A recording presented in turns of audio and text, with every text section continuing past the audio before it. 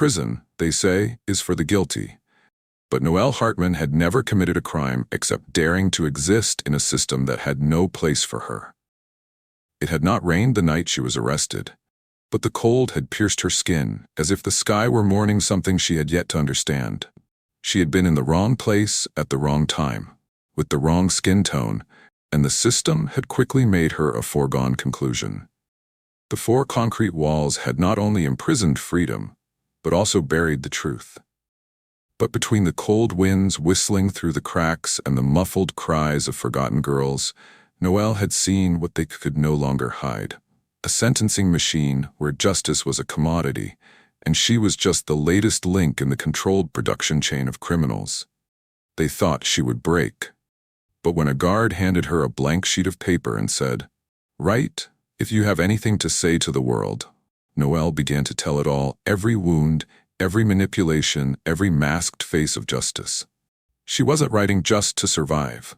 She was writing to burn down the system that held her.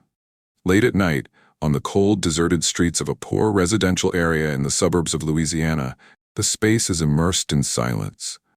Only the steady sound of rain falling from the leaking roof and the gentle wind blowing through the dim street lamps. The weak light of the public lights reflects on the old walls, highlighting the poverty of this place. Each light is like a dot, painting an imperfect picture of life, where people have to live, love, and fight through every moment of poverty.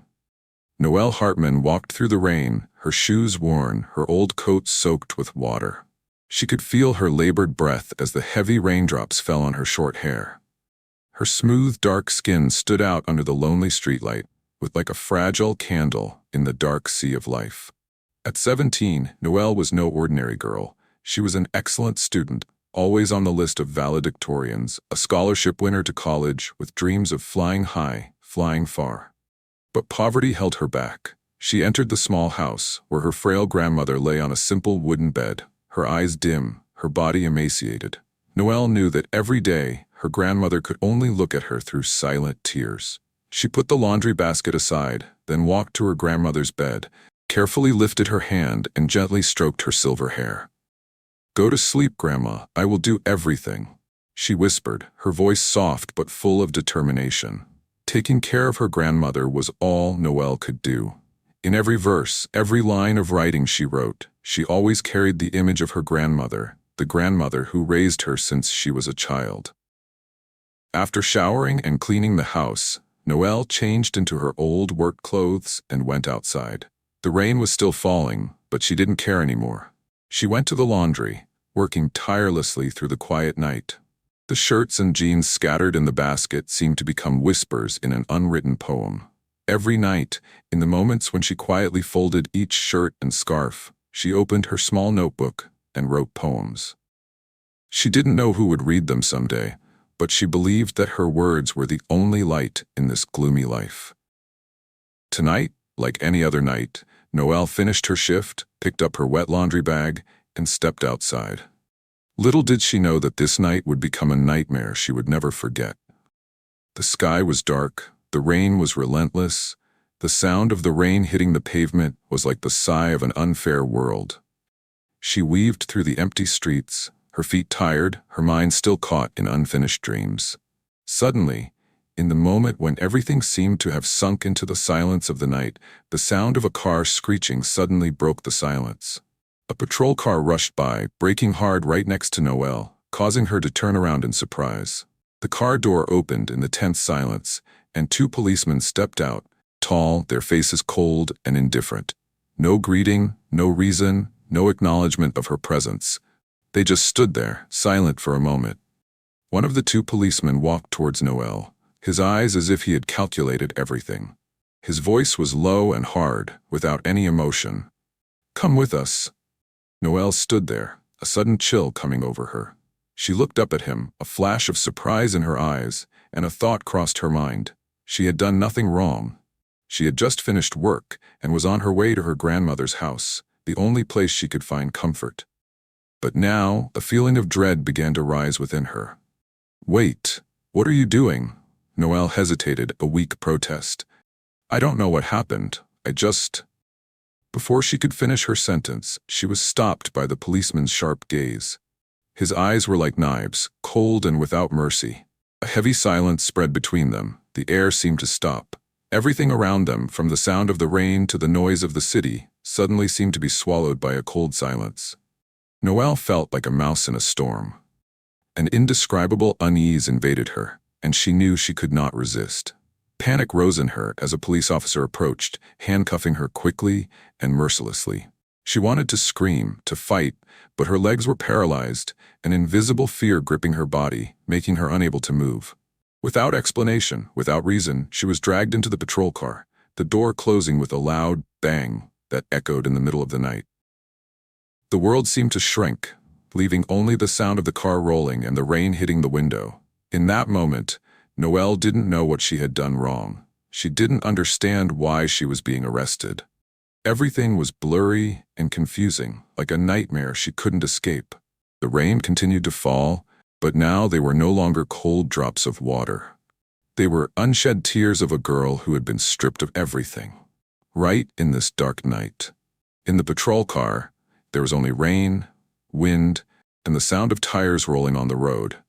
Noelle felt like a ghost, nameless, fateless. Her dreams, hopes, and everything she had ever had were now just blurry shapes, extinguished by the rain and the bitter cold. Noelle felt like an animal trapped in a nightmare with no way out. Every step on the cold concrete floor of the Crawford Youth Facility sounded like a knock of judgment. The heavy metal doors creaked as they closed behind her, and she instantly felt the coldness of the concrete walls surrounding her, as if they were suffocating not only the space but her life. Everything, from footsteps to the sounds of life outside, was now distant and faint. She had no sense of time or space. The cold fingers of the policeman pushed her through the dark corridors. She could not even hear her own breathing. With every step, Noelle felt only an emptiness that was slowly taking over her. This was not a place for dreams, but a place for oblivion, for turning people into numbers. Entering a dark room where the only dim light came from a flickering fluorescent lamp, she was pushed into a chair, the rough hands of the security guards quickly stripping her of everything she had left. Her old coat, her mother's silver ring, the only remaining link to her past, were all taken away in silence. Noelle was left with nothing but a naked body, nameless, without a destiny. Her mother's ring, the only gift she had from her dead mother, was now in the hands of the warden. The pain of seeing it thrown into the box of other prisoners sent a wave of pain through her chest. Reason told her to push it away, to be strong, but her heart couldn't stop aching. It wasn't just an object, it was all she had left of her dead mother, the only trace of a warm and loving past. In losing the ring, Noelle lost more than a material thing, but a part of herself, a part of the mother who had cherished and loved her. When she looked up, her eyes blurred with tears. One of the prisoners in the room sneered. His laughter was cold and mocking, echoing in the darkness of the room. Noelle couldn't see his face clearly, but the sound still permeated the air, like sharp blades cutting into her flesh. A feeling of loneliness and alienation rose in her heart. No one understood her. No one cared about her. Here, she was no longer Noelle Hartman, a black girl full of dreams, full of desires. She was just an anonymous number, number 8627. Surely this was the only name anyone here would call her. All memories of her name, her family, her earlier peaceful days were now erased. Noelle was no longer herself. She had become part of the system, an indispensable part of the criminal production chain, where every individual was treated as a number, an inanimate object in the eyes of those who controlled it. A cold guard looked at her and ordered, "Go inside." The iron door opened again, and Noelle was pushed into a room that was no different from any other prison cell. Everything here was like a grinder, swallowing up every trace of humanity, turning them into creatures that only had existence without any value. The cold laughter of the prisoners around her echoed again. Noelle couldn't see them, but she felt the presence of curious eyes, the scrutiny, as if she were a new item in a game they were all too familiar with. Those laughter were like knives stabbing her heart. All the feelings of humiliation and pain were piled up like a storm swirling in her heart. Noelle couldn't help but feel unsettled. She didn't understand how things had come to this. Why was she being treated like this? She was just a young girl who only wanted a better life. But now, in this dark space, she was reduced to a meaningless name, part of an unjust system from which she could not escape. Cold, silent, and all that remained was ice in her heart. Memories of her family, of her deceased mother, all erased, leaving nothing but a lifeless number. Now, sitting in the empty room, she could feel every second ticking by, heavy and inescapable. Every breath she took seemed lost in space. Noelle looked down at her shackled hands, the coldness of the cuffs digging into her flesh, a constant reminder of where she was, a place that was not home, not the place she had dreamed of being. The bright lights on the ceiling shone down on her face, highlighting the wrinkles on her tired skin, but they did nothing to brighten her eyes. She was no longer Noelle Hartman. She was just the number 8627, the name they had branded onto her, erasing all memories, all hope. The door opened, and a group of police officers entered, followed by a lawyer Noelle did not recognize. None of them looked at her. They were just staring at the reports in their hands, as if she were not human, but just another meaningless number in the system. Officer Daniels didn't look at her, only said a word as he placed a piece of paper on the table, pulled a chair closer, and sat down across from her. "Here are your charges," he said, his voice cold and emotionless. "You're charged with armed robbery with bodily injury. But I think you know you didn't commit this crime." Noelle looked up, her eyes a mixture of shock and anger. She had heard this too many times. Every time she struggled, every time she asserted her innocence, they repeated the words, "You know you are innocent, but who cares?" She couldn't help but ask herself. All truth was suppressed under the so-called process, the system. The system would not accept the truth unless it served its purposes. "The cameras recorded you working at the laundromat at the time of the crime," Noelle said, her voice hard but not loud enough to change the mood in the room. "Witness testimony also proves I wasn't there."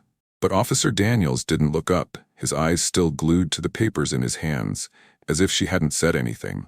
She kept feeling like a ghost, without a voice, without a chance to prove herself. "That's not the point," the officer said, his voice soft but sharp. "You're in the system, Noelle. You can't get out." She felt as if his words were sinking into her, reverberating through her mind, a final confirmation of her fate. She was no longer a person with a voice, a person who could hope for justice. No longer Noelle Hartman. She was just the number 8627, a cog in a machine that would never stop. Noelle sat there, her eyes blurred. A wave of rage surged through her chest, but instead of anger, instead of rage, she felt an overwhelming emptiness. They had taken everything she had left. They had taken her freedom, her voice, her dreams, her hope for a better tomorrow. She didn't know what to do, didn't know what to say. There was only one feeling: defeated. She wasn't the only one in this world who was forgotten. She wasn't the only one in these iron walls. But right now, all she could feel was loneliness, suffocating cold, and the feeling that she was fading away in a world where no one remembered her name. Noelle turned her face to the wall, the dim light from the ceiling lamp illuminating the rotten wooden panels. But it could not dispel the darkness that covered her mind. The strange noises around her, like invisible cuts, permeated every cell of her body, making it impossible for her to find sleep. The gasps, the rustles of the wet blanket made the firewall in her heart thicker and thicker. And the cries of the other girls echoed like desperate calls, wounds that could not be healed. She felt like she was buried in a pile of ashes, unable to escape, unable to find her own way. Her skin was cold. The cold night wind blew in through the cracks in the wall, bringing with it a feeling of emptiness, as if everything around her had no meaning anymore. She had become a nameless number in their eyes, a number that they didn't need to remember, didn't need to understand. And in that moment, when everything around her was dark and hazy, she felt her last value was slowly disappearing. Would anyone remember her? Would anyone care about Noelle Hartman? Then suddenly, as she was lost in her most desperate thoughts, the soft footsteps stopped beside her bed. A vague feeling passed through her before she realized that someone was standing beside her. A warm, yet firm hand rested on her shoulder. She turned and saw her, Mrs. Alira, an elderly, dark-skinned warden whom Noelle had seen several times before, but had never really spoken to. The light from the hallway filtered through the small window, highlighting her face, lined and tired with age. But there was something different in her eyes, a sympathy, a feeling that could not be put into words. She placed a small piece of paper in Noelle's hand, carefully and meaningfully, as if it were a message only she could give her. Noelle looked down at the paper and read the carefully written words. Trust the blood that flows through your body, along with an unfamiliar phone number. A simple message, yet so complex and mysterious. Her blood? How could she trust anything when all she knew was lies and deceit? Noelle didn't have time to think about it as Mrs. Alira quickly turned and walked away, leaving her alone in the darkness of the room. She looked at the piece of paper in her hand, her heart pounding, her breathing becoming rapid. For a second, she wondered if this was some kind of joke from the warden. But the feeling of her, that look in her eyes, seemed to give her a glimmer of hope. And that was exactly what Noelle had never thought of during her imprisonment. Hope. Alira's feeling was like a small arrow piercing the darkness, leading her down a path she never thought she would take.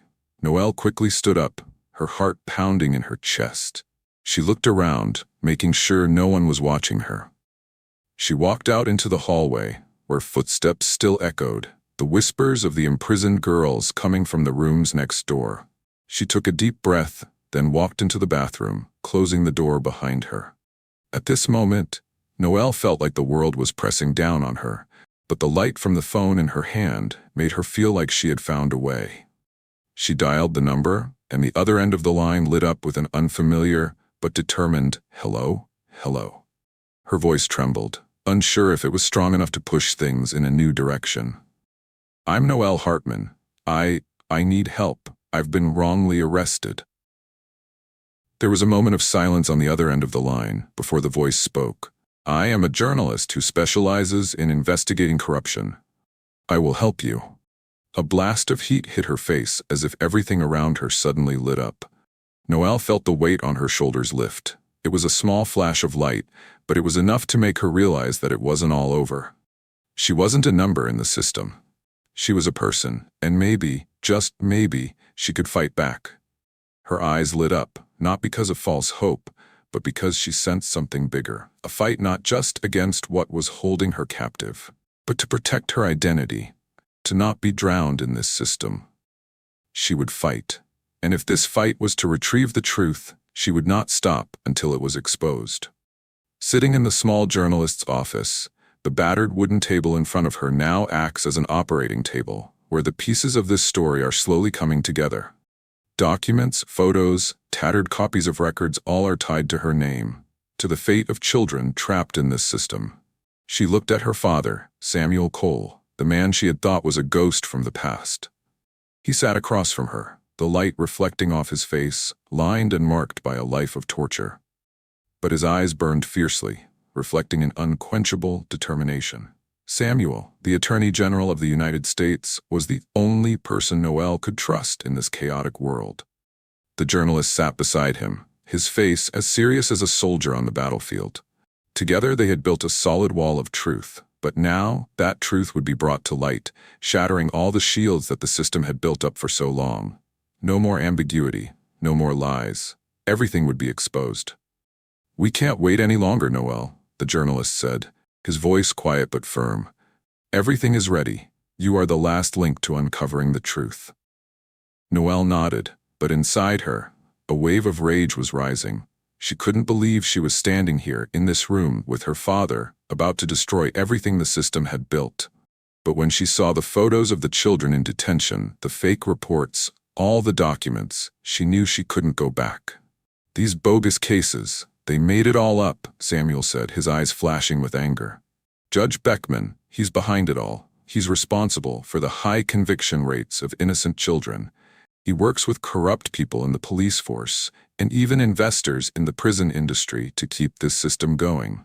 It's all about money. They need these prisons to get federal funding." Noelle felt as if the wall in front of her was slowly collapsing. Each piece of the truth was revealed before her eyes, and it was like a sharp knife cutting into her heart. She couldn't believe that the people she once trusted could be involved in such a dark plan, a sinful system where the lives of children, innocent people, were just numbers on paper. But we are not all helpless, the journalist continued.